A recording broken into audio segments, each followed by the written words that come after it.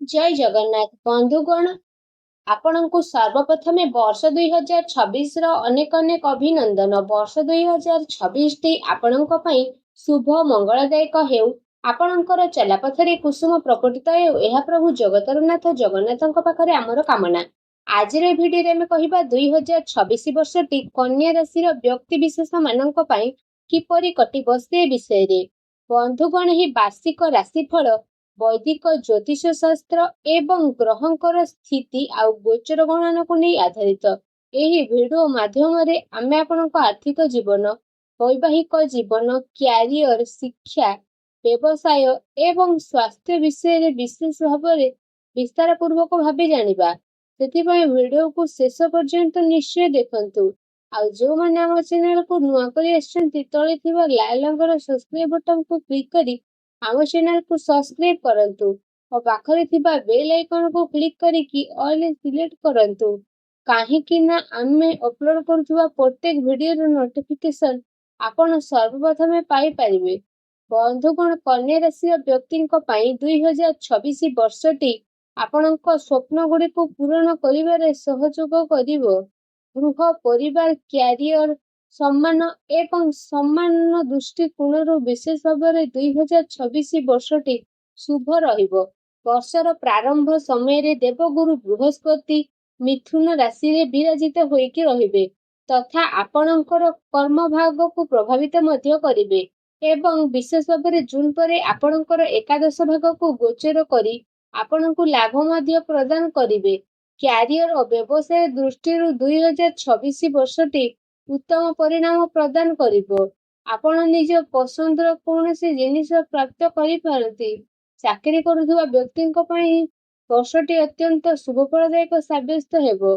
ଦେବଗୁରୁ ବୃହସ୍ପତିଙ୍କର ଦଶମ ଭାଗରେ ଉପସ୍ଥିତି ଆପଣଙ୍କୁ ନିଜ ପରିଶ୍ରମର ସଠିକ ପରିଣାମ ପ୍ରାପ୍ତ କରିବ।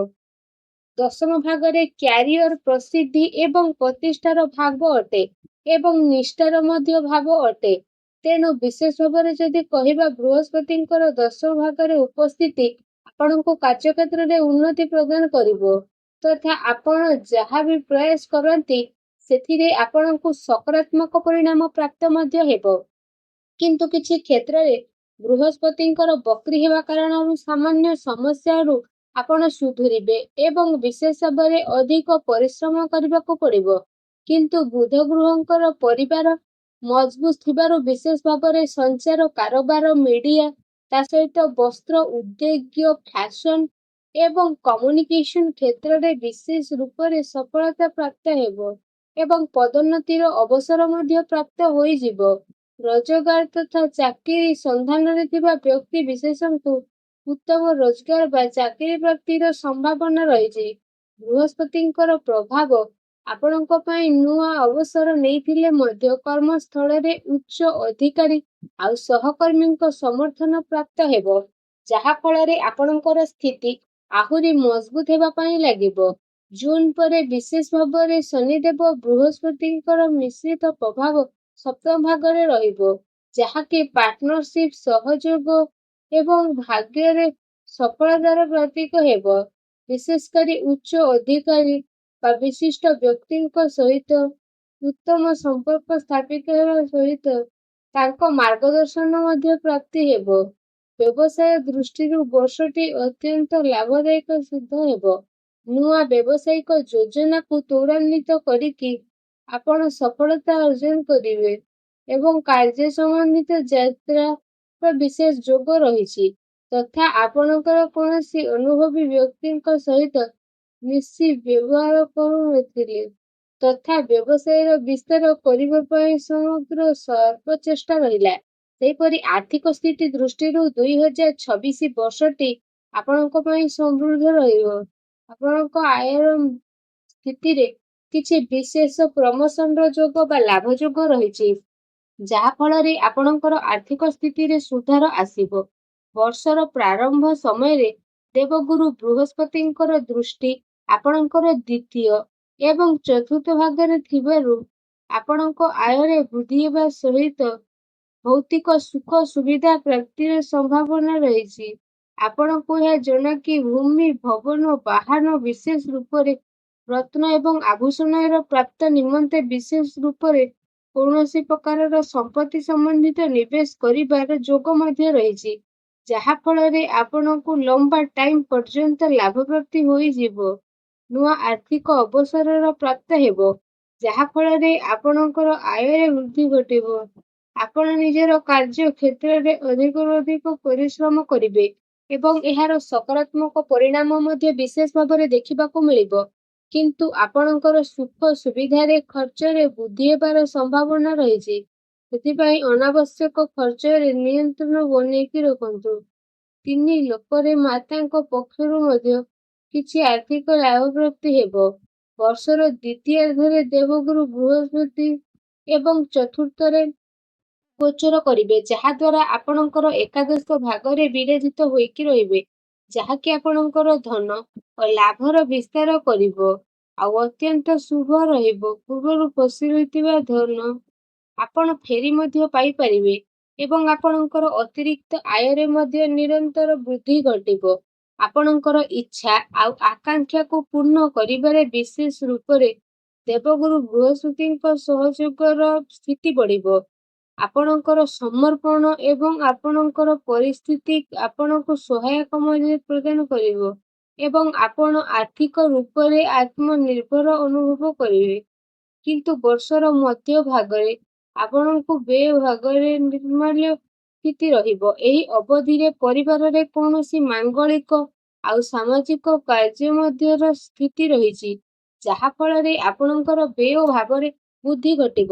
ସେହିପରି ପ୍ରେମ ଆଉ ବୈବାହିକ ଜୀବନ ଦୃଷ୍ଟିକୋଣରୁ 2026 ବର୍ଷଟି ମଧ୍ୟମ ଧରଣର ଫଳ ପ୍ରଦାନ କରିବ। ବର୍ଷର ଆରମ୍ଭରେ ବୃହସ୍ପତିଙ୍କର ଶୁଭ ପ୍ରଭାବ ତୃତୀୟ ଆଉ ପଞ୍ଚମ ଭାଗରେ ରହିବ, ଯାହା ଫଳରେ ଆପଣଙ୍କର ପ୍ରେମ ଜୀବନରେ ସକାରାତ୍ମକ ପରିବର୍ତ୍ତନ ଆସିବ। ଟ୍ରେନିଂ ସହିତ ସମ୍ବନ୍ଧରେ ବୁଝାମଣା ଆଉ ବିକାଶର ବିଶ୍ୱାସ ହେବ। ଏସବୁ ପାଇଁ ପ୍ରୟାସରତ ବ୍ୟକ୍ତିଙ୍କ ପାଇଁ ସୁଖଦାୟକ ସମାଚାର ପ୍ରାପ୍ତ ହେବ ଏବଂ ଜୀବନସାଥୀଙ୍କ ସହିତ ସାମଞ୍ଜସ୍ୟ ମଧ୍ୟ ବୃଦ୍ଧି ପାଇବ, ଯାହା ଫଳରେ ଦାମ୍ପତ୍ୟ ଜୀବନରେ ବ୍ୟାଲେନ୍ସ ମଧ୍ୟ ଆସିବ ଏବଂ ପରସ୍ପର ସହିତ ମିଶି କାର୍ଯ୍ୟ କଲେ ସଫଳତା ଅର୍ଜନ କରିବେ। ବିବାହିତ ବ୍ୟକ୍ତିଙ୍କ ଦାମ୍ପତ୍ୟ ଜୀବନରେ ମଧୁରତା ସଞ୍ଚୟ କରିବେ।